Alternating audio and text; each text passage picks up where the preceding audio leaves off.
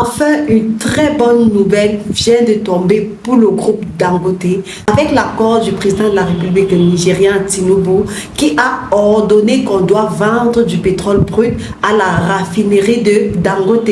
S'il vous plaît, que cela soit en naira et non en dollars.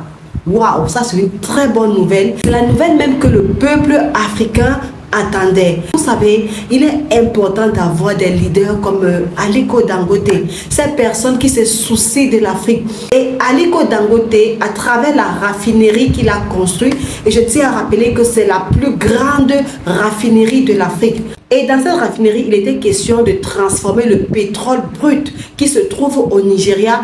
Nous savons tous que le Nigeria est le premier producteur du pétrole en Afrique, mais le Nigeria lui-même ne raffine pas son propre pétrole. Le pétrole du Nigeria est raffiné en Asie et ensuite revendu au Nigeria. Vous voyez que c'est vraiment alarmant, les amis. Donc cette nouvelle vraiment réjouit mon cœur et j'ai tenu à partager avec vous. Pour cela, je vais vous faire écouter l'extrait de la vidéo qui confirme réellement que le président Tinubu a ordonné à la NNPC de vendre le pétrole brut à la raffinerie de Dangote. Les amis, écoutez cet extrait et on se retrouve après pour les commentaires. Aujourd'hui, lors de la réunion du Conseil exécutif fédéral, un mémo a été présenté par Monsieur le Président visant à promouvoir le commerce du pétrole brut au sein des raffineries locales et de la société pétrolière nigériane, la NNPC.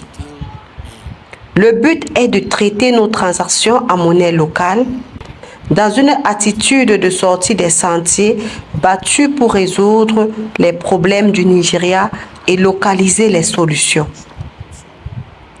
Le Conseil a approuvé que, avec effet immédiat, la NNPC s'engage avec les raffineries locales, en commençant avec le raffineur de Dangote.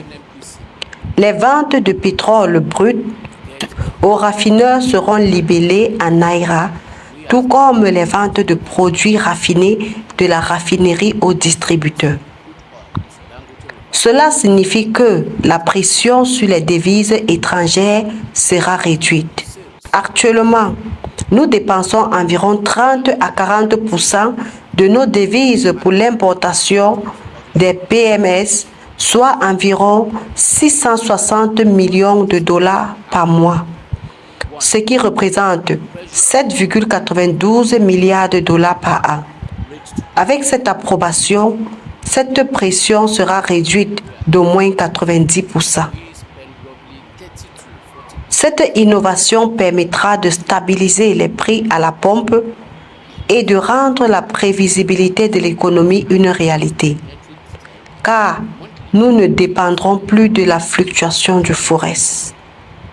Les principaux avantages sont la réduction de la pression d'échange et l'économie de 7,32 milliards de dollars. Le coût financier sera également réduit. Le Conseil a également approuvé qu'une banque de règlement, dans ce cas, soit l'arrangeur principal pour la transaction entre la NNPC et le raffineur de Dangote. Je félicite Monsieur le Président, les membres du Conseil, les opérateurs de la raffinerie NNPC et Dangote, ainsi que l'arrangeur principal pour cette initiative innovante qui résout l'un des principaux problèmes du Nigeria. Les amis, j'espère que vous avez écouté cet extrait. Donc, en écoutant cet extrait de vidéo, vraiment, mon cœur se réjouit. Pourquoi? Parce qu'en tant qu'entrepreneur, c'est notre combat. Parce qu'on voit les matières premières qui s'y trouvent en Afrique, surtout en termes d'hydrocarbures. Quelque chose qui donne beaucoup d'argent. Ce sont des gens de l'extérieur qui viennent prendre et s'en vont transformer et reviennent encore nous vendre à des prix vraiment élevés, les amis. Vous voyez que nous sommes dans un continent où il y a tellement de la substance grise, si je peux dire ainsi. La matière première, c'est la substance grise pour transformer notre continent. Mais nous sommes toujours en train de convoiter ce qui se trouve à l'extérieur. Lorsque le gouvernement nigérien a premièrement refusé de vendre le pétrole brut à Aliko Dangote, vraiment c'est aller dans tous les sens. C'est aller dans tous les sens. Avec la communication des réseaux sociaux, ça a touché tout le monde. Et je me dis que ça a même touché aussi des personnes influentes de ce monde. Ce qui a fait pression au Nigeria. Et ça a été une très bonne décision pour le président Tinubu, le président nigérien. Et c'est un exemple que les autres présidents doivent suivre. Il est hors de question que nous avons des matières premières dans nos pays, dans notre continent, mais ce sont des gens qui exploitent à notre place. Je vais prendre le cas du Niger, par exemple, où l'uranium abonde, les amis.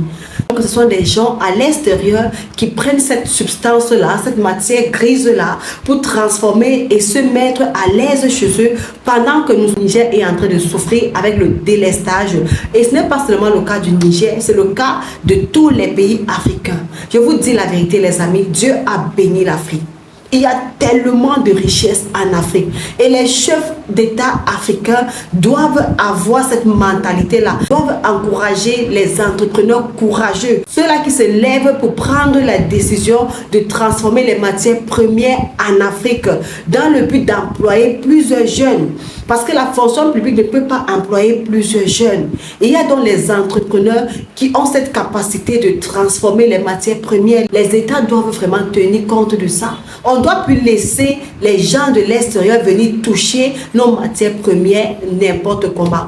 Vraiment, c'est salutaire ce que a fait le président de la République du Nigeria. C'est vraiment encourageant son acte d'encourager Aliko Dangote à transformer le pétrole brut dans son pays. Vraiment, c'est salutaire. J'étais vraiment contente lorsque j'ai appris cette nouvelle. Grâce à cette décision, beaucoup de jeunes auront un emploi. Parce que je suis convaincue que cette raffinerie pourra même employer plus de 500 000 jeunes et le coût du pétrole également va baisser. Nous n'allons plus laisser les gens venir de l'extérieur pour piller nos richesses et s'en vont transformer et reviennent nous vendre à des coûts élevés. Donc nous encourageons vraiment les autres chefs d'État des pays africains à suivre cet exemple, à prendre aussi une bonne décision pour leur peuple. Nous n'allons plus laisser les gens venir de l'extérieur pour prendre nos matières premières. Ensuite, ces gens s'en vont transformer et reviennent nous vendre à des coûts élevés. Pourtant, ce sont des matières premières qu'on pouvait bien transformer dans nos différents pays afin d'améliorer les conditions de vie dans la société. Je tiens toujours à vous rappeler qu'il y a une formation que nous avons lancée pour vous sur les achats en Chine. C'est une formation qui va vous montrer, qui va vraiment vous aider à pouvoir faire les achats en Chine et recevoir en Afrique. Peu importe là où vous vous trouvez, que vous soyez en Côte d'Ivoire, au Gabon, au Mali, peu importe là où vous vous trouvez, les amis, vous pouvez suivre cette formation et commencer à importer depuis la Chine et recevoir dans votre pays sans toutefois vous déplacer, les amis. Eh bien, c'est tout ce que je voulais partager avec vous. D'ici à là, portez-vous bien et retrouvons-nous dans la prochaine vidéo. À très bientôt.